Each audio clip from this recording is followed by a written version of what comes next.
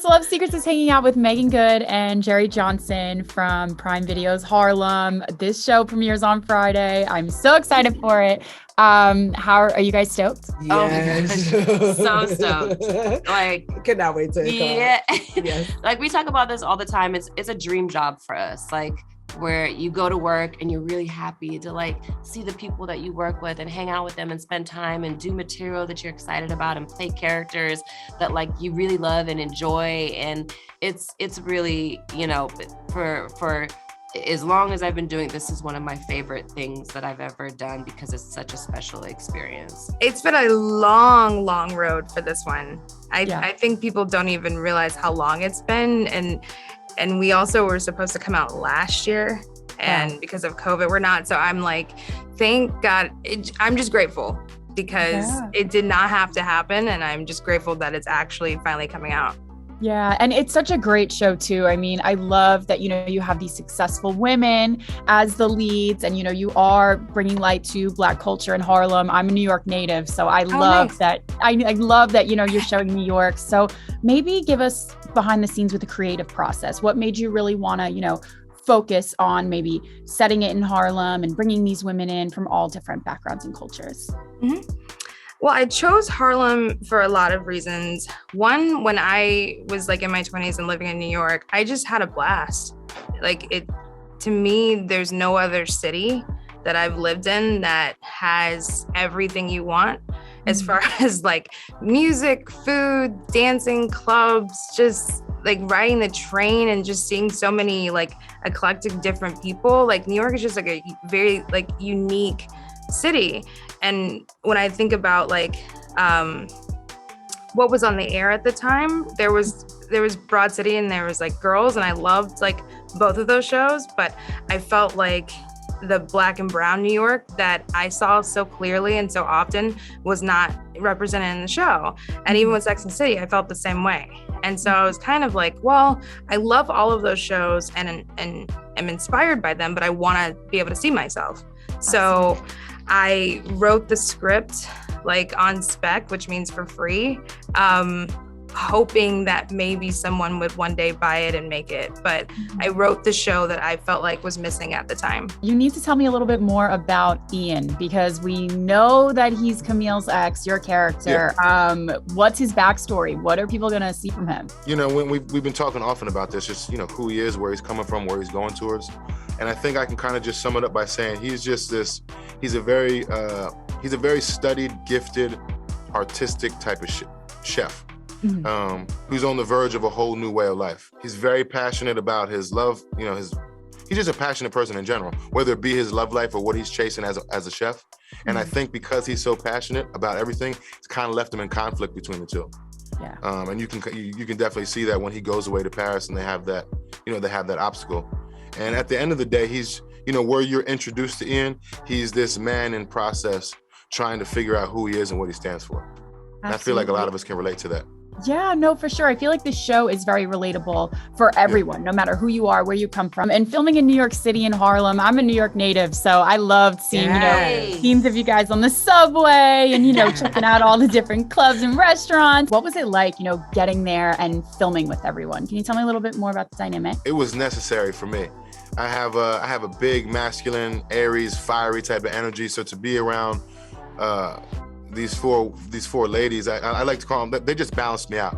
And I was talking to someone earlier about just the fact that I'm an only child, and they were like the sister. I've told them all the time, they were like the sisters that I've always wanted, you know. So to right off the bat, even before we got into the text, to have that connection is a treat, because it's not, I mean, you know how it is. Sometimes you show up to work with people that you may not get along with, and you got to plug away and be a professional anyway. But when you do run into those type of people, it makes work feel like it's not work. It's a special treat.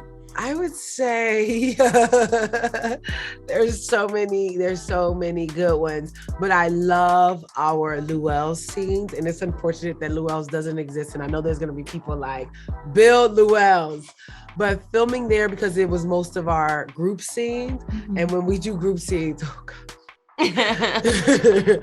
Buckle your seats because we gonna be chit-chatting. We catch it up. Twerking everywhere. Yes. And I think that sort of element of it was always so beautiful and always so fun. Like I always look forward to our group scenes, but also being like, we did a lot of, I did a scene in Minton's, and now I love Minton's and I frequent Minton's, and just like a lot of different places in that neighborhood. I live on 125th right now. Okay. And so like, it's like when I was filming, I was just in the realm of filming. I'm filming this, and now I actually get to experience Harlem. And I'm like, oh my God, I remember this building.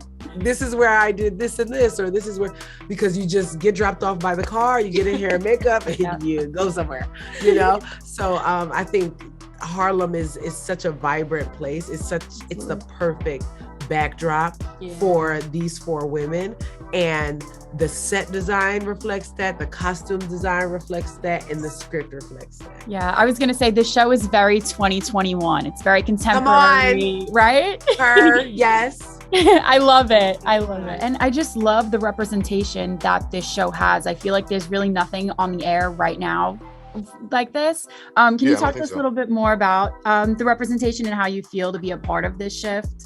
Oh man, I mean, that's the thing to me. One of the most wonderful things about the show is that I feel seen, you know. I feel there's been a lot of great shows over the years with women that are friends, women of color that are friends, but growing up where I grew up and the experience that I had, that's very unique, I think, but not so unique that it isn't relatable to everybody. But I didn't see myself in a lot of those things. And for the first time, you know, I'm reading the script and I see myself not just in Camille, I see her in every single one of the characters for different reasons. And I think being a part now, like where we kind of like to kind of get to play a role a little bit of being on the front lines of not just being representation in terms of just being a woman of color, but representation in terms of we're not monolithic and we're not a stereotype. You know, Angie is not just the boisterous girl.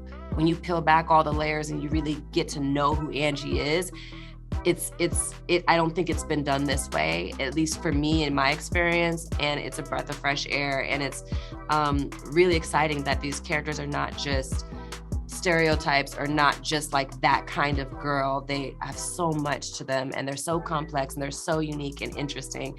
You know, that is the blessing to be able to be a part of that. It feels great. I think, you know, one of the things that this show does a great job of is just showcasing the subtleties and just the full like dynamic of us as Black people. You know, it's not one note. It's not this monochromatic thing where it's you know, one hue of the rainbow or one color. Right. It's or one experience.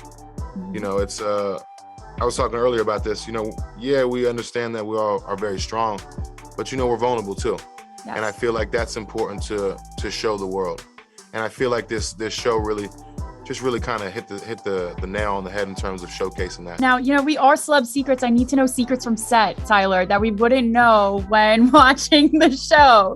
What's going on behind the scenes? So behind the scenes, man, we be turned. What can you share? Like, I don't know. I feel like we're so open that I don't know what you consider a secret. Right. Like there's a scene in episode 8 where we're all crying. We're in the hospital bed, and it's like this like heavy scene. In between takes, we were twerking. Yeah. To with some Megan Good song. But we can't give you any more information than that. Yes. Okay. So, but just know that when it got crazy, we were twerking in between takes. Yes. Man, we like to have fun. We you know, we connect on a real level too. Yeah. You know, we all you know, we go out to dinner in between you know, episodes. And you know, on the last day, I had brought everybody into my trailer so we could have like, you know, our own little rap party, because it was still during COVID. Like we didn't have an official rap party like normal.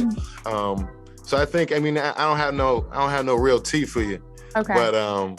But you know, there was just a love and vibe on set, and it really was like a family. Yeah. And you could see that on screen, yeah. How you guys I feel like it comes through on the screen.